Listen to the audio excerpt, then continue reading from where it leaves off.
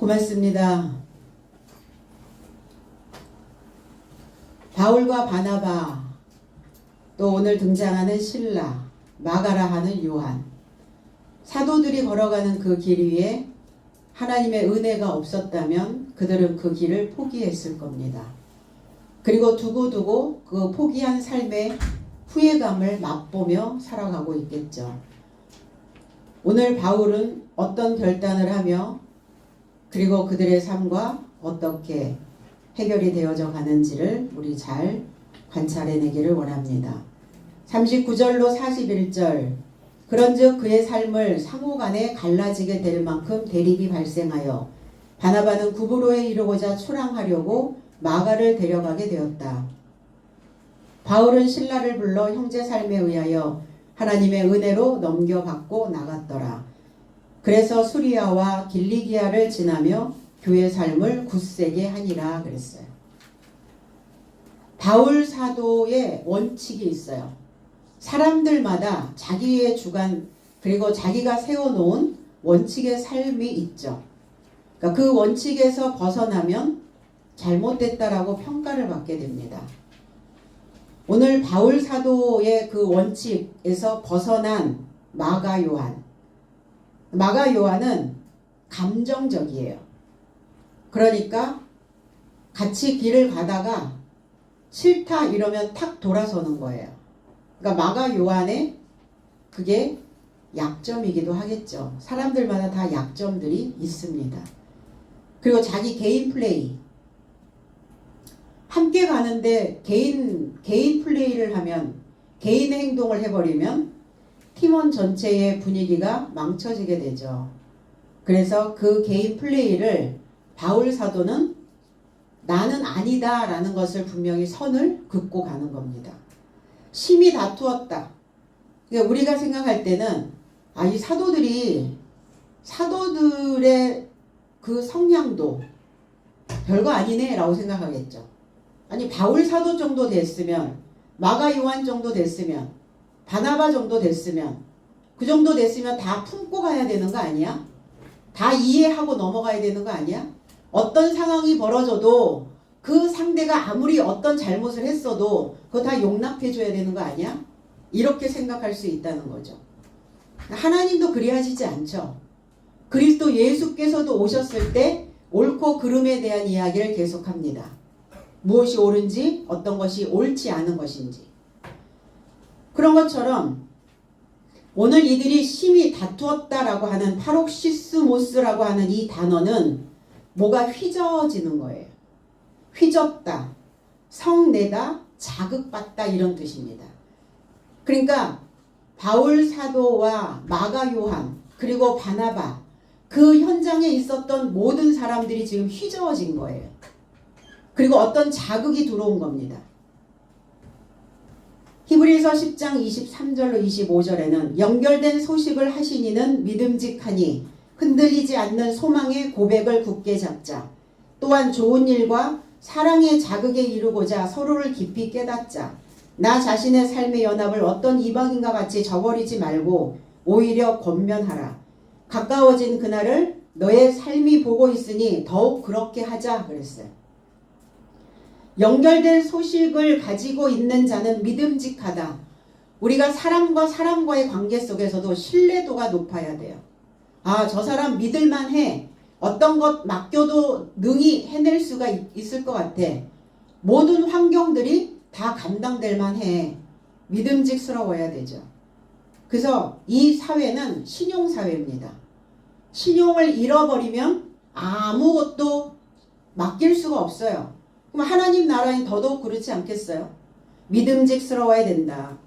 그러면 우리도 흔들리지 않는 그리스도와 같은 말로 저와 여러분들의 삶에 고백되어져야 된다는 얘기예요. 내가 내 말로 뭘 고백하며 사는가? 그럼 고백하는데 그 고백 속에는 소망이 담겨져 있어야 된다는 얘기예요. 절망이나 좌절이나 부정이 아니라 소망을 잡으라 이렇게 얘기하고 계십니다. 그래서 너희들이 믿음 안에 있을 때 늘 꽃길만 걷는 게 아니다. 휘저어진다. 분명히 자극을 받을 수 있다. 그러니까 믿음 안에서 우리가 어떤 자극을 받고 휘저어졌다면 그것은 좋은 일이라고 생각해야 된다는 얘기예요. 그걸 좋은 일이라고 생각해야 되는데 그 자극이 내 안에 이르렀을 때 우리는 나 자신을 깊이 깨달아 가야 된다는 얘기예요. 무슨 자극이겠어요? 하나님이 우리에게 주시는 자극은 어떤 자극이겠어요? 우리를 휘저으실 때는 뭐 때문에 휘저으시겠어요? 너 자신의 모습을 보고 깨달아서 사랑하라는 거예요. 사랑하기 때문에 자극을 주는 겁니다. 사랑하지 않는데 관심도 없는데 무슨 자극이 필요하겠어요? 뭘 휘젓겠어요? 내 사랑하는 자식이기 때문에 때로는 회초리도 나가고 때로는 싫은 소리도 나가고 때로는 교훈의 메시지도 나가는 겁니다. 그래서 우리가 이것을 사랑의 자극제라 이렇게 깨달아 가야 된다는 겁니다.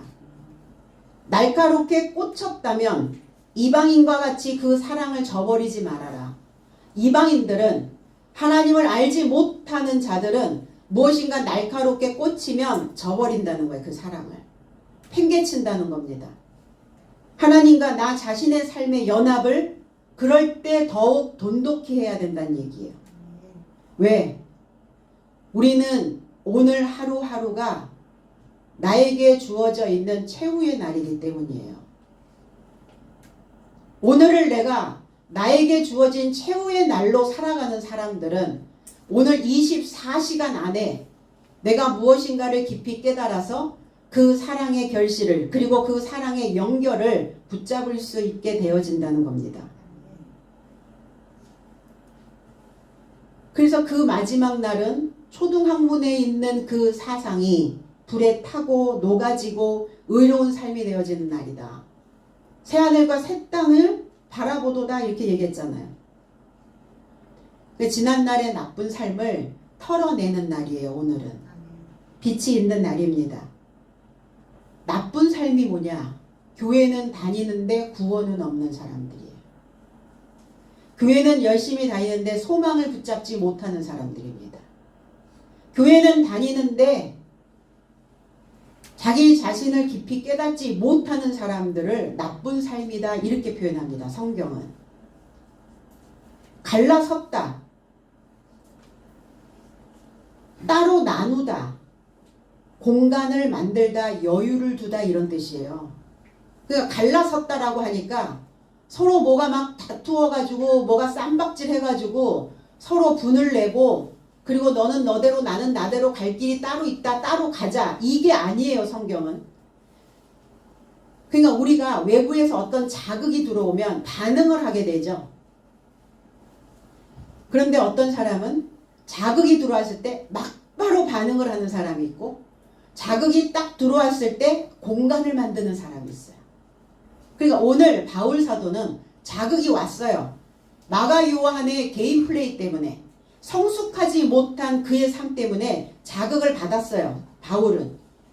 그랬을 때 공간을 만들었다는 겁니다. 여유를 만들어 뒀다는 거예요. 그래서 여유를 만들어 두면 그 생각들을 걸러서 이야기를 하게 되는 거죠. 그러니까 막말을 하게 되지 않는 거예요. 막말. 막말은 죽는 날 하는 거예요. 헤어질 때 하는 거예요. 막말. 다시 안 볼 것처럼 그 상대를 그렇게 막말하는 거예요. 근데 바울 사도는 막말을 하는 게 아니거든요. 자극을 좋다고 해서 서로 다투었다고 해서 그리고 갈라섰다고 하여서 서로 안 볼 사이가 아닌 거예요. 공간을 만들어 놓고 있는 겁니다.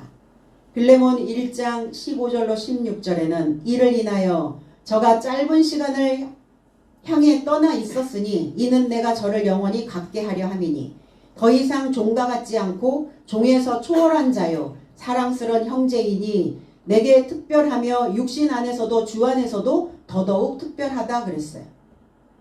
골로새에 살고 있는 빌레몬이라고 하는 주인의 노예가 오네시모라고 하는 자입니다. 근데 이 오네시모가 그 주인의 금품을 훔쳐서 로마로 도망을 갔어요. 도망자들이 머무는 곳이 로마였어요. 목적지가 로마. 그러니까 바울의 설교에 오네시모라고 하는 이 노예가 회개를 합니다. 깨닫는 거예요.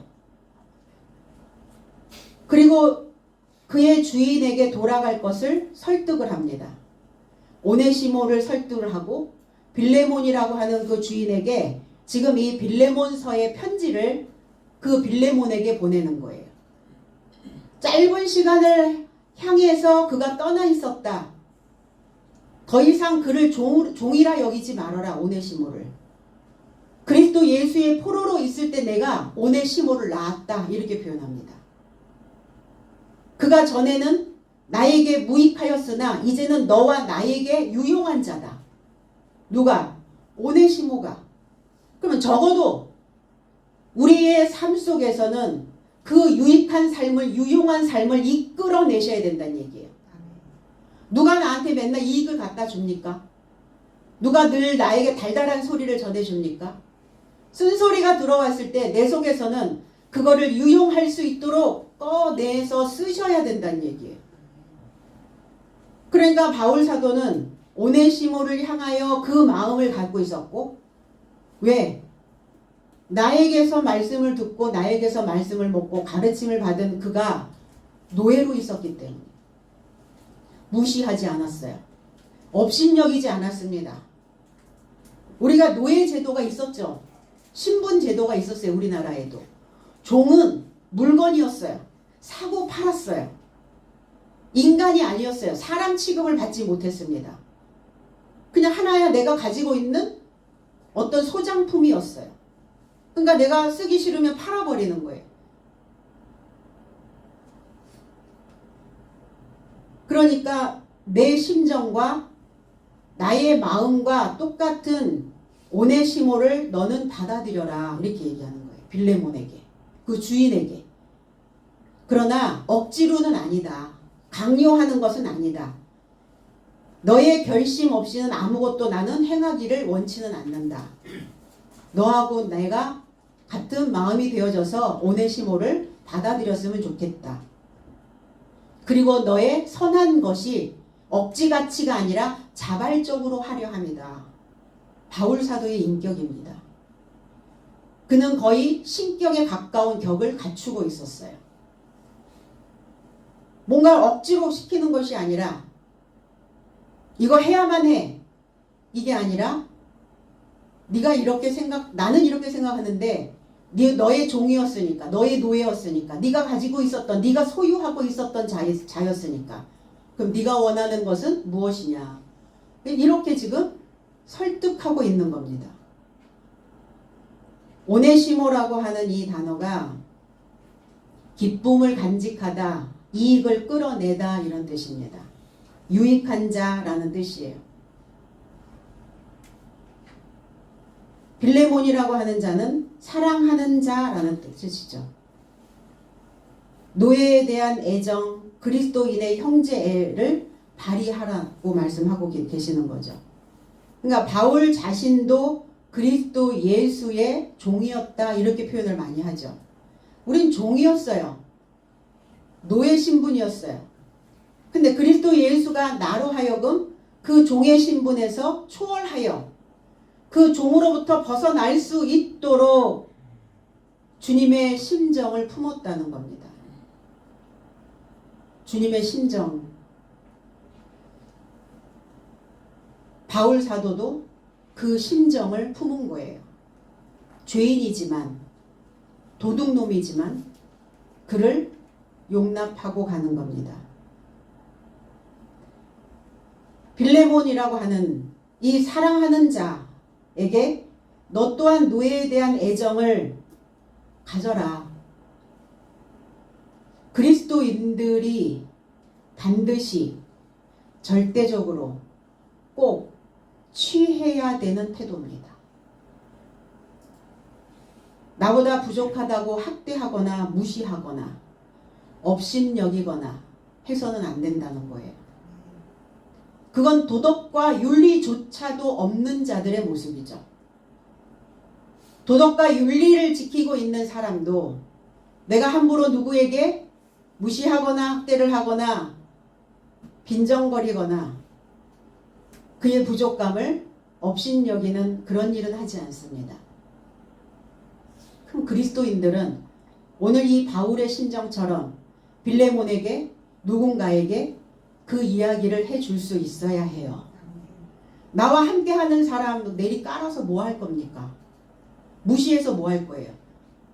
그러면 무시하는 그 어투가 본인이 말하는 그 사람은 그 사람에게는 무시가 안 될까요? 그거를 명심해야 된다는 얘기예요.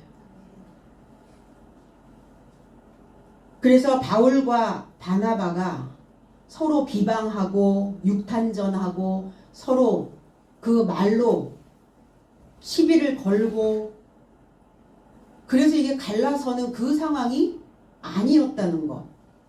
뭔가 여유를 두고 바나바는 바나바대로 사울의 입장을 생각하고 바울은 바울대로 바나바의 입장을 마가 요한의 입장을 서로의 입장이 있는 공간으로 들어간 겁니다. 우리가 사람을 어떻게 이해하죠? 그 사람이 이해가 안 돼 이럴 때 많잖아요. 그럴 때 그 사람의 공간 속으로 들어가는 겁니다. 오늘 바울은 마가 요한과 바나바의 공간 안으로 들어간 거예요. 그걸 배워가는 거죠. 우리도. 우리는 부족하니까. 우리는 그 공간이 없었으니까. 그 여유를 못 두고 살았으니까. 여유 없이 살았으니까. 그래서 외부에서 자극이 오면 막바로 반응하고 막바로 무엇인가 뱉어내고 뭔가를 액션을 취하고 이게 온몸으로 입으로 다 뿜어져 나왔었잖아요. 그동안 살면서.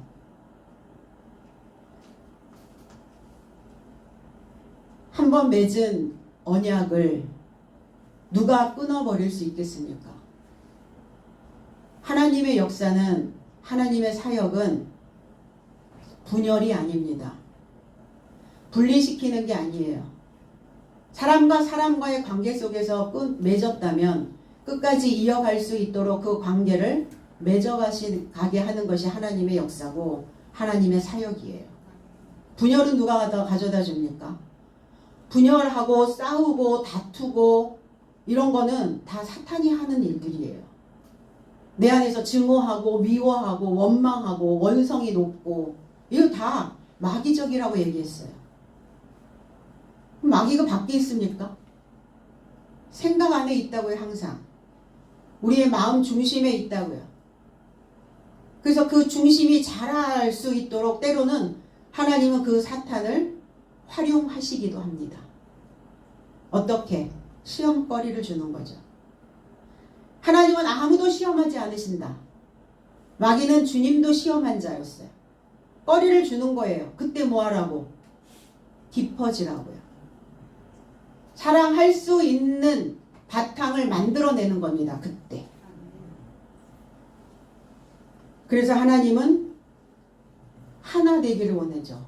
화합하기를 원하시는 겁니다. 그것이 하나님의 뜻이다 그랬어요. 이제 배 타고 출항을 합니다. 항해를 떠납니다. 또 출렁거리겠죠. 바다가 잔잔하면 얼마나 좋겠어요. 우리 속에는 물덩어리들이 있거든요. 물덩어리. 이 덩어리가 가만히 있질 않아요. 출렁거려요. 그게 바다예요. 누가복음 8장 23절로 25절에 그래서 그의 삶은 항해하는데 그가 잠드셨다. 그리고 바람에 회오리가 회수에 이르고자 내리치니 함께 채워지게 되어 위태롭게 되더라. 그러자 저의 삶이 다가가 그를 흔들어 깨워 말하되 선장님 선장님 나의 삶이 파멸하겠습니다. 그러자 그는 일어나서 바람과 물결에게 경의를 표하였다. 그리고 멈추고 고요함이 발생하더라. 그러자 그는 저의 삶에게 말씀하시되 너의 삶의 믿음이 어디 있느냐.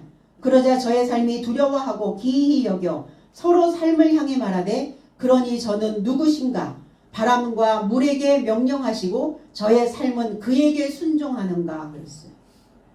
바람과 물결에게 경의를 표하였다. 내가 내 안에서 물덩어리가 그리고 내 안에 거센 그 폭풍우가 바람이 몰아칠 때 우리는 나 자신에게 경의를 표하시라는 거예요. 40도의 충만의 키에 이르지 못하면 이 바람과 물결이 항상 출렁거려요. 요동을 칩니다. 그러면 내 속에 있는 물덩어리, 내 속에 있는 불덩어리, 내 속에 있는 온갖 것들, 찢기들, 걸러내지 못하여서 쌓여 있었던 것들이 이게 요동치는 거예요. 믿음이 어디 있느냐? 제자들에게 말씀하시는 거예요. 너 그동안 배웠잖니? 그동안 나 따라다니면서 뭘 보고 배운 거야?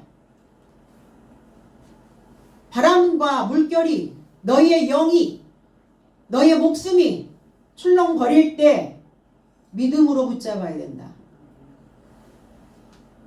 믿음 없이 의심하는 자는 바람결에 요동치는 물결과 같다 그랬어요. 그래서 하나님께서는 이 믿음이 인정된 자를 소유하시기를 원한다는 거예요. 그래서 우리는 그래서 주님을 주님이라고 얘기하잖아요. 나의 주인이시여, 내 안에 물결이 요동치고 내 안에 물덩어리들이 출렁거릴 때 나의 주인이시여, 선장님이시여, 나를 잔잔케 하여 주시옵소서. 나를 소유하신 자라는 표현이에요. 주님이라는 뜻은. 그럼 나는 철저하게 주님의 것이어야 돼요. 내 게 아니에요. 머리서부터 발끝까지 이 모든 것들이 다 주의 것이라는 거예요. 내가 주님이라고 부르는 그 순간서부터. 근데 입술로는 너희가 주여 주여 하면서 마음은 나한테 멀리 떨어져 있구나. 너의 마음의 물덩어리들이 출렁거릴 때 너희들의 행태는 어떠냐? 적나라하게 드러나겠죠. 그래서 우리가 뭐라고 얘기합니까? 우리 바깥 주인입니다. 내 안주인입니다. 부부는 서로 주인이 돼요. 아내는 그래서 남편에게 주인이라고 얘기하는 거예요. 바깥 주인. 그 남편의 소유된 자. 내 안주인입니다. 그 아내에게 소유된 자. 누구를 소유하고 싶겠어요? 누구를 간직하고 싶겠어요? 여러분 어떤 거를 간직할 때 뭘 간직하시죠? 허접한 거? 별 볼 일 없는 거? 쓸모없는 거 간직하시나요? 그렇지 않잖아요. 내가 바깥 주인을 보배롭게 존귀하게 여겨야 간직이 돼요. 하찮게 생각하면 그 바깥 주인이 간직이 안 돼요. 내 안주인을 고결하게, 아름답게, 쓸모있는 사람으로 그렇게 값진 인생으로 생각을 하셔야 그 남편 된 자들은 아내의 그 모든 삶이 간직이 돼요. 그러면 이 아내들을 간직하지 못한 남편들은 어떤가? 따로 놀죠. 아내가 죽든지 남편이 죽든지 상관 안 하고 가는 거예요. 그래서 간직하고 있다면 남편이 아내를 간직하고 아내가 남편을 간직하고 목자가 성도를 간직하고 성도는 그 주인을 그 지도자를 간직하고 있다면 그들의 마음을 읽어주실 수 있어야 돼요. 왜 내 남편이 저렇게 얘기하는지, 왜 내 아내는 왜 나한테 저렇게 얘기하는지, 그 목자가 왜 그렇게 했는지, 그 성도는 왜 나한테 그렇게 했는지 서로의 마음을 읽어줄 수 있어야 된다는 얘기입니다. 그것이 적어도 오랜 세월 함께 인연을 맺어 간 결과 아니겠어요? 자, 출항을 하는데 어디로 출항을 했느냐? 구브로로 갑니다. 구브로는 아름답다라는 뜻을 가지고 있고 구리라는 의미도 가지고 있어요. 구리, 청동문화, 청동기. 자, 청동기 문화가, 청동기 시대가 들어오면서 뭘 만들어내기 시작했겠어요? 비춰보는 겁니다. 청동은 그 구리는 비춰보는 거예요. 모든 연결선들이 다 구리로 되어 있어요. 전선 안에 들어가 있는 그 것들이 뭐겠어요? 다 구리입니다. 동으로 되어 있어요. 전달력이 빠르거든요.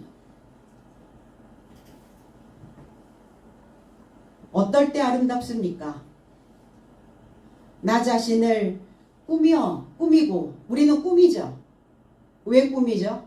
아름답게 보이려고. 겉모습만요? 아니 우리의 속마음을. 어떨 때 그 사람이 아름다워요? 사랑할 때 아름답죠. 밝을 때 아름답죠. 육개하여 있을 때 아름답습니다. 불쾌하고 뭔가 어둡고 아름다워질 리가 없잖아요. 미스 코리아들의 웃음, 입에 경련이 일어날 만큼 웃고 있다잖아요.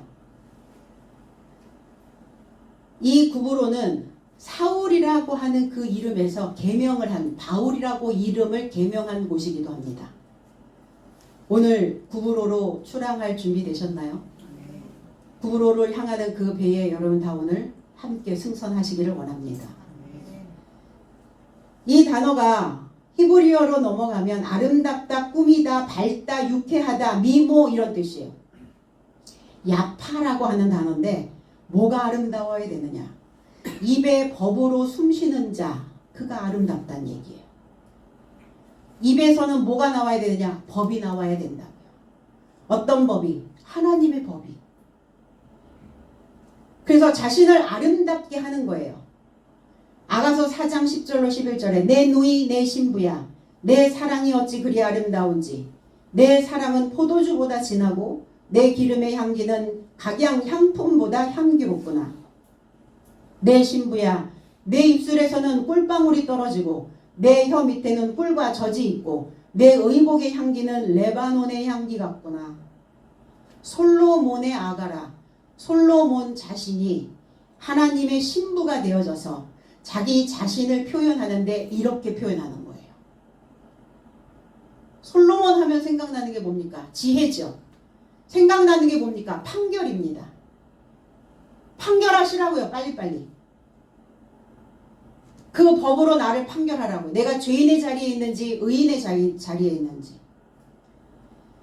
나의 누이, 나의 형제, 나와 연결되어져 있는 자. 이 단어가 형제라고 하는 단어가 아흐라고 하는 히브리어에서 오는데 아흐라는 단어가 나 이런 의미예요. 그 형제라고 하는 그 단어에서 이 아하로 시작되는 고유명사이기도 합니다. 나의 누이 이게 나의 누이가 누구겠어요? 자기 자신인 거예요. 나 아름답구나. 나의 신부야. 어떨 때 그 신부가 아름답습니까? 보충되어졌을 때. 결핍되어져 있는 신부는 아름답지 않죠. 뭔가 늘 보충하고 있는 자. 뭐가 완전한 완성된 완성미를 내놓을 수 있는 사람. 그 사랑이 어찌 그리 아름다운가. 사랑이 뭡니까? 다윗입니다. 다윗. 다윗의 씨에서 그리스도 예수가 나왔어요. 그 하나님은 하나님 자체가 사랑이란 얘기예요. 사랑이 뭡니까? 끓이게 하는 거예요. 우리 사랑할 때 어때요? 애가 끓죠. 애간장이 녹죠. 속이 끓죠. 왜 끓여요? 관계를 형성하고 있으니까 끓이는 거예요. 무엇으로 끓어야 됩니까? 애정으로 끓어야죠. 애정으로 끓어야지 증오로 끓으면 되겠습니까?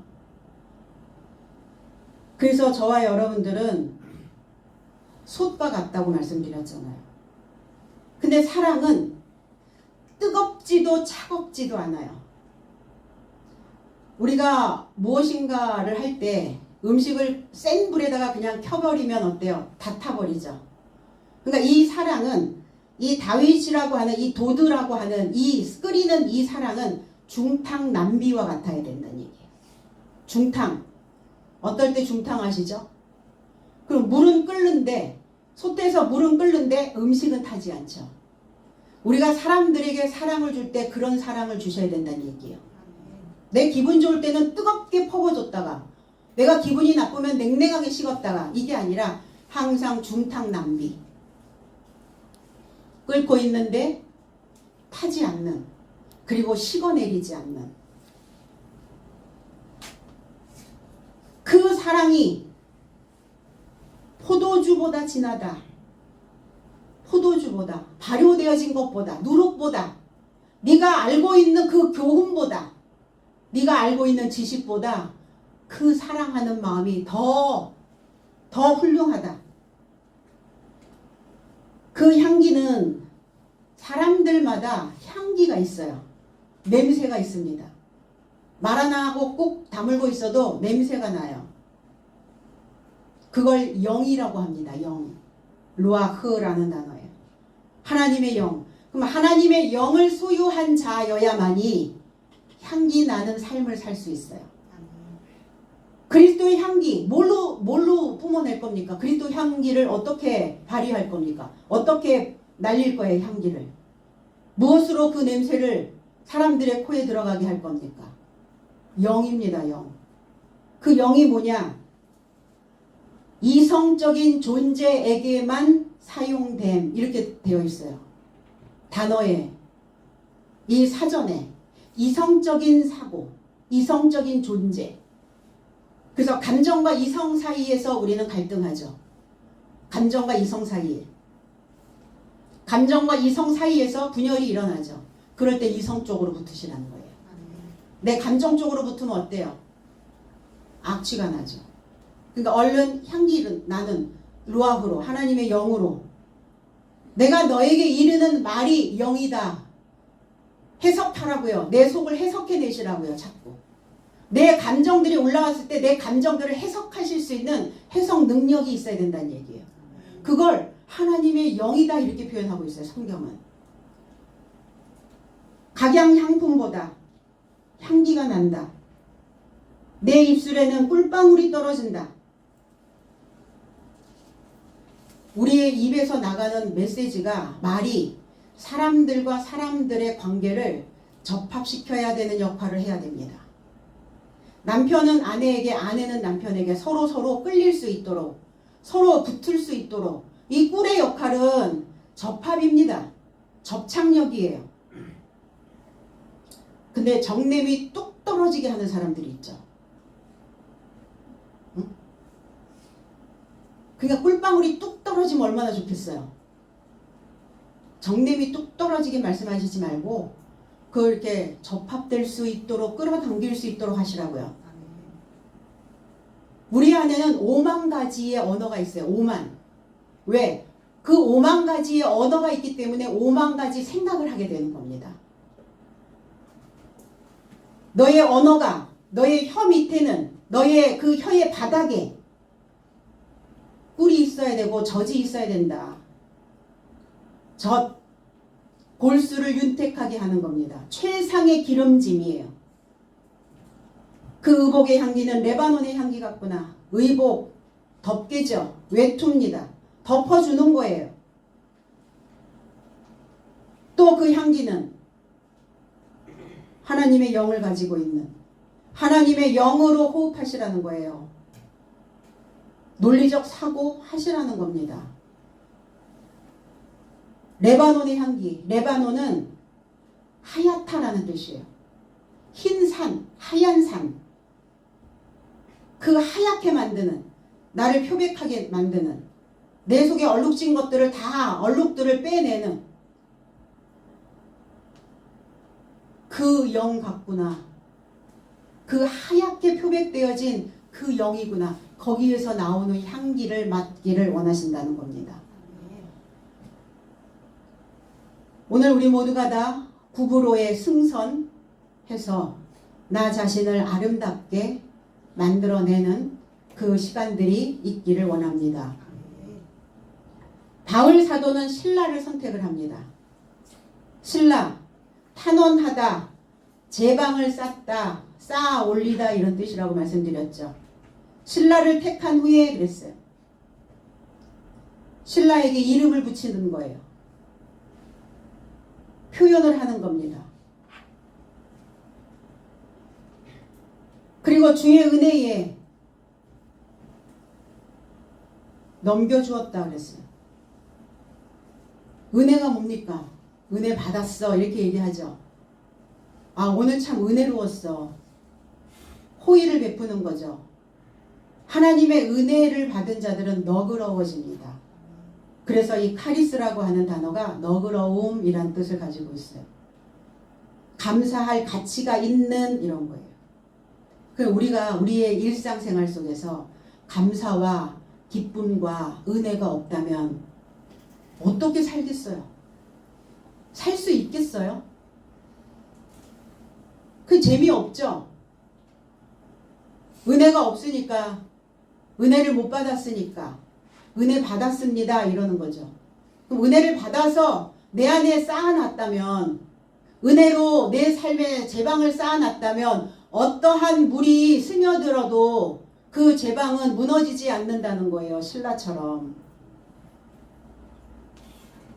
에베소서 2장 5절로 8절에 범죄로 죽어있는 나의 삶도 그리스도와 함께 살리셨고 너의 삶이 은혜로 구원받게 된 것이며 그가 함께 일으키셨고 그리스도 예수 안에서 하늘에 접한 삶 안에 함께 앉히셨으니 그리스도 예수 안에서 나의 삶을 접해 인자함 안에서 그의 은혜의 탁월한 부요함을 접해오는 형제 삶 안에서 내적으로 보여주려 합니다. 왜냐하면 너의 삶이 믿음으로 인하여 구원을 받게 된 것이고 이것도 너의 삶에서 난 것이 아니요 하나님의 선물이다. 믿음으로 인하여 은혜로 믿음이 있다면 은혜를 받게 된다는 얘기예요. 믿음이 있다면 은혜가 된다는 얘기예요. 내가 하나님에게 신용을 내 신뢰도를 높이면 은혜가 내려온다는 얘기예요. 그 은혜가 있어야 건짐을 받을 수 있대요. 어디에서? 그 물덩어리에서. 불덩어리에서 나를 건져주신다고요. 그게 은혜라고요. 내가 뭘 해서가 아니라 그러니까 나는 자랑할 게 없어요. 내가 뭘 이렇게 했으니까 저렇게 했으니까 내놓을 게 없다는 얘기. 하나님의 은혜로 너를 구원하였기 때문에. 은혜는 누구에게 주시냐? 낮아지는 자에게 겸손한 자에게 주신대요.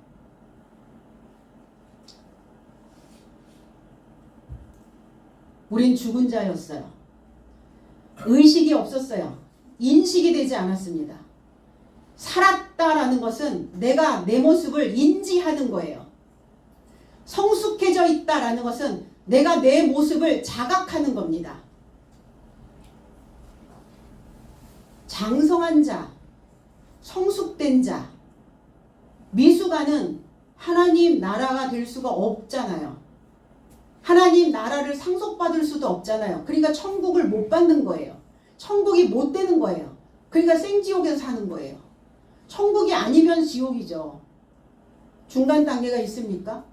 천국과 지옥에서 중간에 있어요? 그럴 리는 없죠. 그래서 예수 그리스도의 기름 부음 안에서 하늘에 속한 삶이 되어졌다는 겁니다. 은혜로 구원을 받은 자는 반드시 보답을 해야 되는데 무엇으로 보답을 해야 되는가? 내가 하는 사역으로 보답하는 겁니다.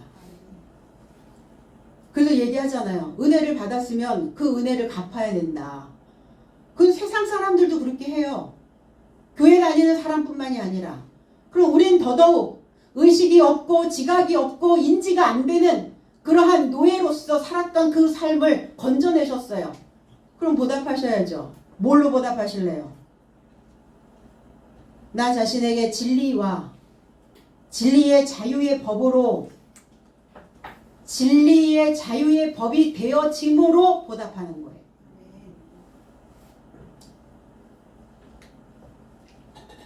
은총을 베풀어 주신 거죠. 이 단어가 히브리어에서 하난이라는 단어를 만들어냅니다. 잠언서 14장 31절에 가난한 사람을 학대하는 자는 그를 지으신 이를 멸시하는 자요. 궁핍한 사람을 은혜롭게 여기는 자는 주를 공경하는 자니라. 우리가 하나님을 사랑하고 하나님을 섬기고 하나님을 믿고 있다라는 증거를 뭘로 표현하죠? 사람 대하는 거를 보고 그거를 증명으로 내놓는 거예요. 그걸 증명하는 거예요. 네가 정말 하나님의 사랑 안에 머물러 있었는지, 누구를 보면 안다. 가난한 사람을 어떻게 대하고 있는지, 결핍된 자를 어떻게 보고 있는지, 부족한 인생을 너희가 어떻게 지금 받아들이고 있는지 그것을 보면 안다. 인간의 속성 속에 본성이 있잖아요. 그러니까 나보다 못한 사람들은 딱 아래로 깔고 보게 되어 있단 말이에요. 그럼 하나님은 그러시진 않죠. 안타까워서 그걸 복돋아 주기 위해서 뭔가 보충해 주려고 하시는 분이죠.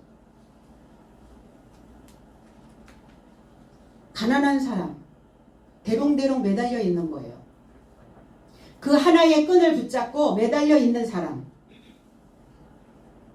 비어 있는 사람, 뭔가 이게 늦되는 사람.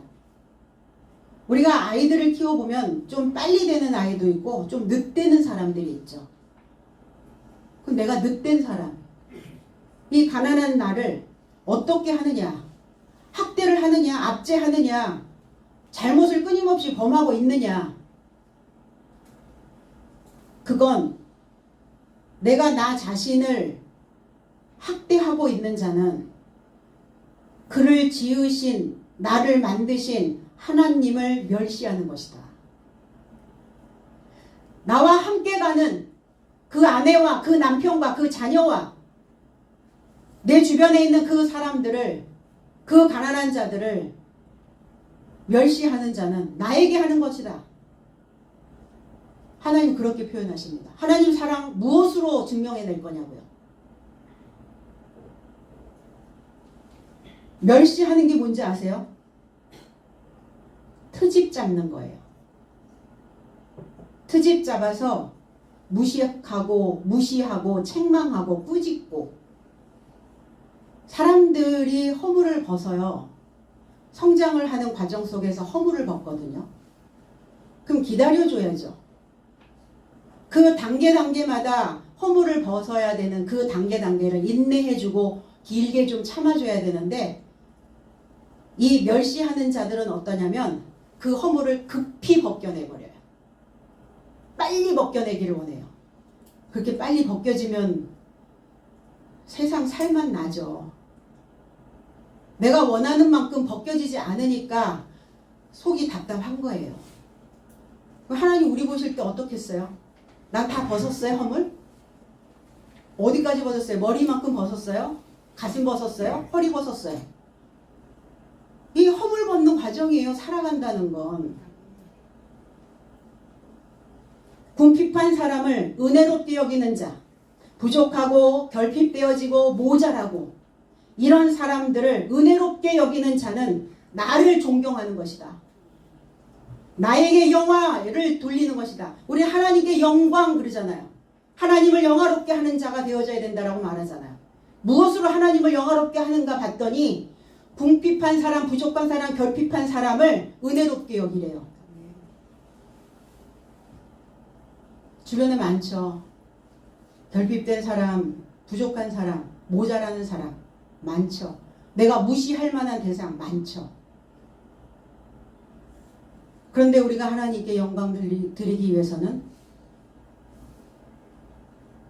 그들이 내게 온 것을 은혜다 생각하시라고요.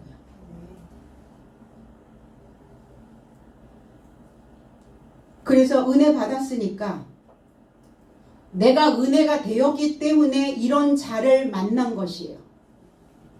그러면 만났으면 뭐 하셔야 돼요? 은혜 갚을 시간이라는 거예요.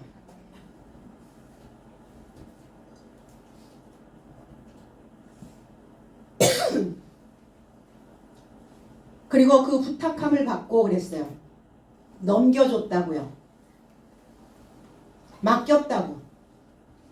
그 은혜를 넘겨받았다. 그 은혜를 맡겼다.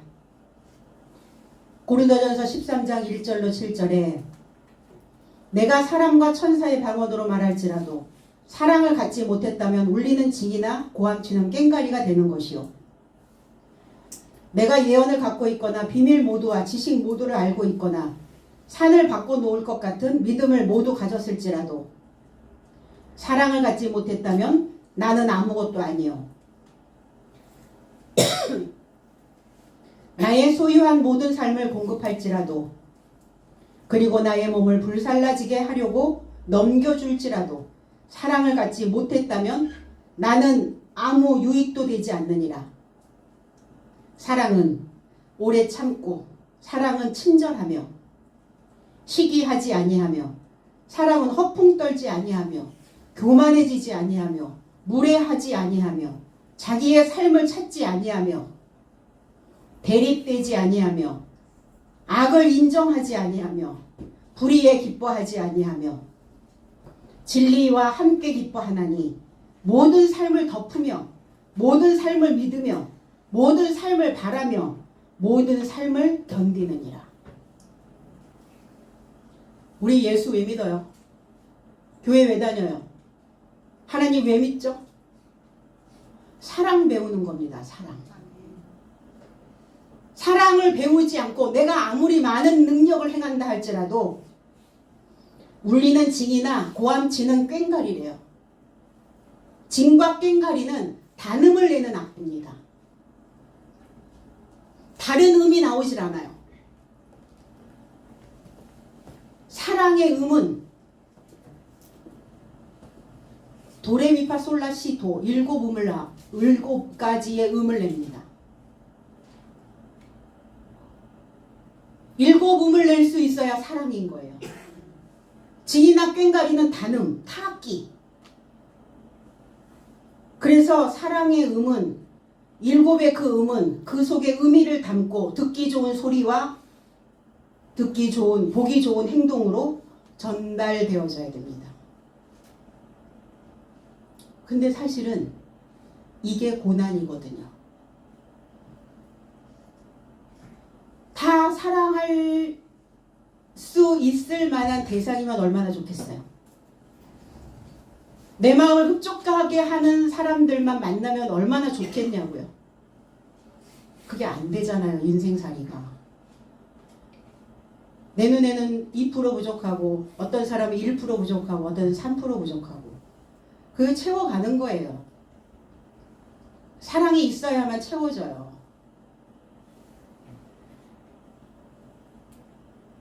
사랑 없는 예언, 지식, 믿음 아무것도 아니다. 그런데 사랑을 받아본 자만이 사랑을 하죠. 사랑을 받았다는 것은 하나님의 그 법이 하나님 우리를 사랑하시는데 뭘로 사랑하시냐면 율법으로 사랑하십니다.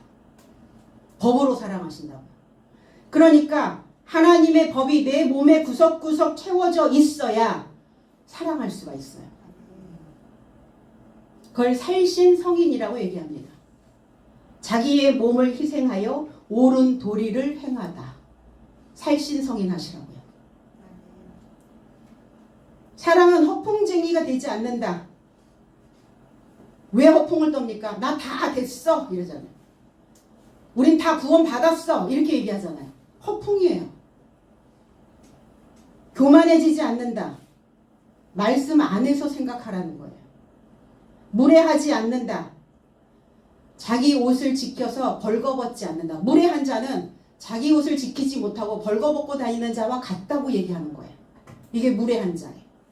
자기도 벗었으면서 누구를 입혀줘? 자기나 입지. 성경은 그렇게 얘기해요. 적나라하게. 자기 삶을 찾지 아니하며 자기 하나님의 나라와 그 의를 찾는다는 겁니다. 대립되지 않는다. 날카롭게 나를 세우지 않는다고요. 악을 인정하지 않는다. 악에게 지지 말고 선으로 이겨내라.